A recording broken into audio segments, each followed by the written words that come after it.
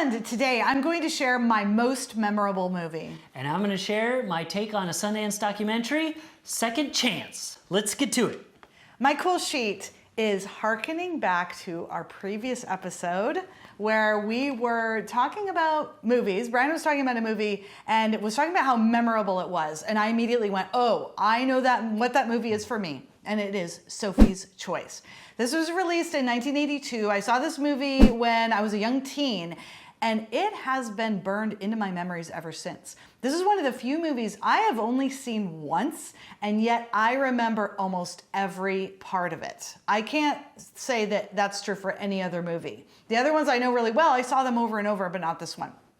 This movie walks the line between pure joy and pure anguish.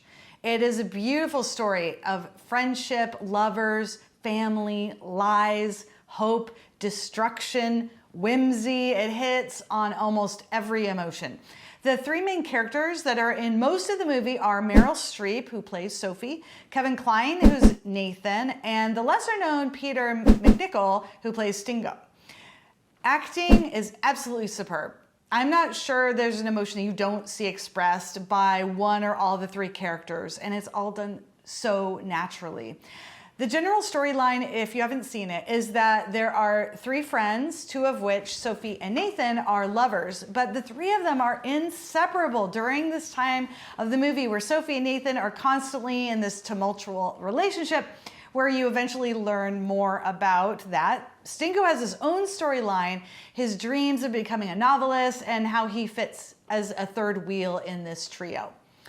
The movie has a storytelling method that isn't done very often, as far as I know, where it's narrated by Stingo, but also splits into this other narration that's done by Sophie about her past that is slowly unveiled during the course of the movie. And just like a mystery novel, we learn more and more about her past. So along with the outstanding acting and the storytelling, I was constantly enthralled with all the unknowns and sometimes wondering whether I'd ever find out. And you do find out. Sophie's Choice.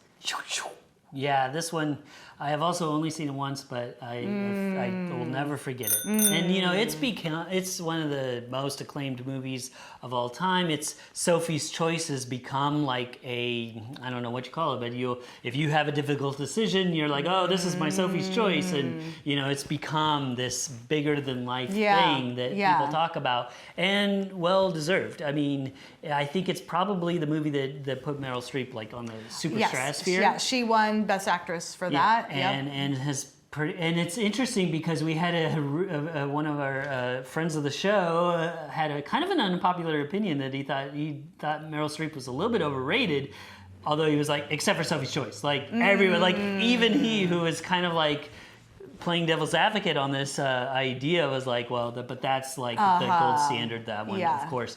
And yeah, it's another one. And in fact, the same show that I was on with Brian Michael, we were talking about many of these shows that, what is one of our favorite movies that we've only seen once? And mine was Leaving Las Vegas when I talked to him during that show. But then this kind of definitely fits in that category. Yes, this would be mine. It's just so powerful that you just almost can't watch it but the one time, but you'll remember it forever. Yeah. You know what's really interesting? On IMDb, its rating is 7.4.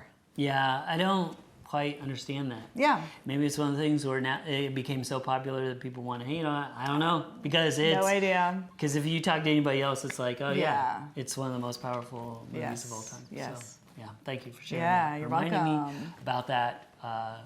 It's a good one. I'm going to be talking about a movie. This movie, I'm going to be talking about the next three cool sheets are my top three for Sundance 2022. I only saw like 9 movies. I usually see in the 30s, so but I have my top 3. And the first one, my number 3, is the movie Second Chance. It's directed by Ramin Bahrani.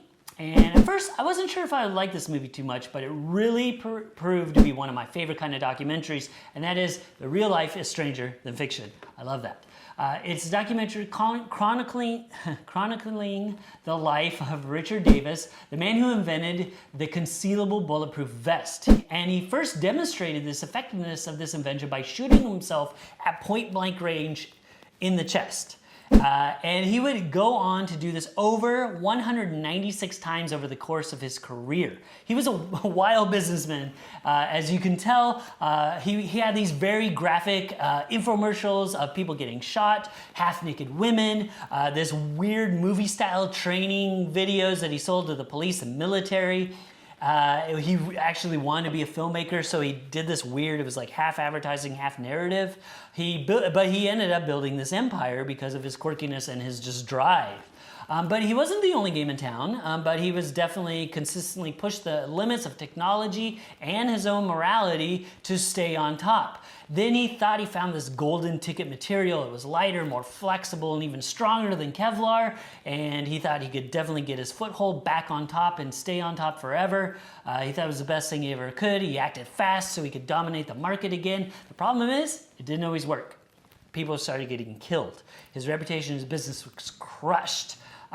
There's so many other twists in this movie. This just kind of scratches the surface. There's many other things that happened about what happened to him after that, what happened to the people that got hurt, his business, his son involved, his dad. There's so many crazy stories. Like I said, you just can't believe unless you check it out. Check out Second Chance. Whoa, I'm tripping. Yeah. For so many reasons. So yeah, I can't wait. But this is one of those things where I don't know when I'm going to be able to see it, right? Because it was I'm not very good at like seeing which movies get picked up and which ones haven't.